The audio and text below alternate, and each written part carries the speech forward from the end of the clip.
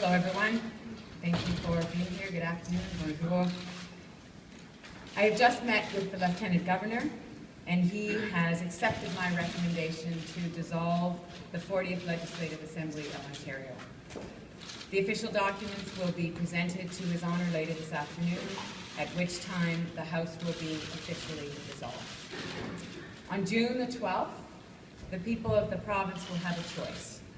They'll have a choice between the balanced approach of a Liberal government that will create jobs and nurture our economic recovery, and the opposition party that would put recovery in jeopardy with reckless schemes and irresponsible choices. They'll have a choice, in fact, between safe hands and risky tactics. I want the people of Ontario to know exactly what a vote for Kathleen Wynne means. I'm working to create opportunity for all. I'm working to create jobs. I'm working to create growth, and I have the strongest team. As a province, we've gone through some tough times together. There is absolutely no doubt about that. The global recession hit us hard, but our recovery is taking hold. It's taking hold steadily, and it's taking hold persistently. Companies are hiring again. Confidence has begun to rise. We're finding our footing. We're on our way back, but we cannot put that at risk. We need to move forward with a steady, balanced approach. We can't veer off to the left or the right. We can't risk that. My government has a clear plan to help create more good, well-paying jobs in Ontario and to help young people find that all-important first job. We have a clear plan to invest in infrastructure and in transit so that our province becomes an even better place to live and work and to raise a family.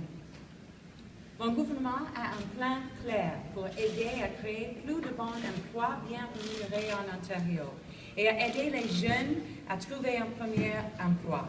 Nous avons un plan clair pour investir dans l'infrastructure et dans le transport en commun pour que notre province devienne un meilleur endroit où vivre, travailler et élever une famille. We have a clear plan to invest in our people with skills and development training, to help them to find work and then to keep them in that work and help them get ahead in their work. We have a clear plan to help Ontarians save for retirement so that the reward for a lifetime of working hard is a secure retirement, not a struggle for survival. I've been Premier for only a bit more than a year now. I'm still a new face to many Ontarians, I know that. And I want them to know this about me. I believe that there is only one good reason to enter politics, and that is to help people.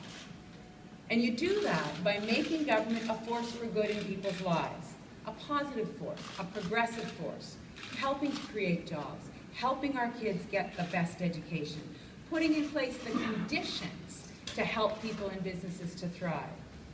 We talk a lot about the economy, but for me, it goes well beyond the numbers on a page. It goes beyond statistics and forecasts.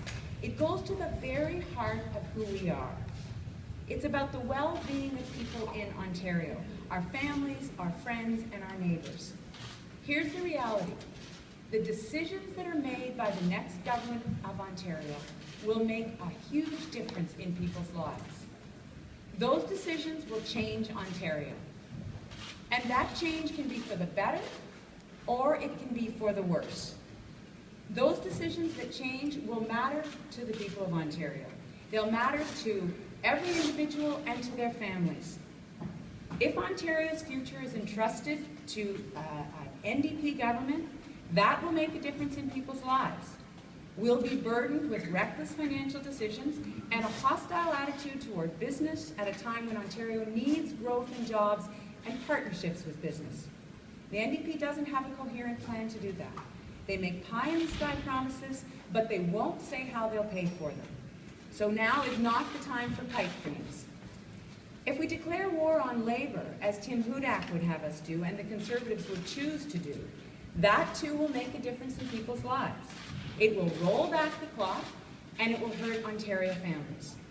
Their cuts would devastate crucial public services, the health and education that take us so far in terms of our strong democracy.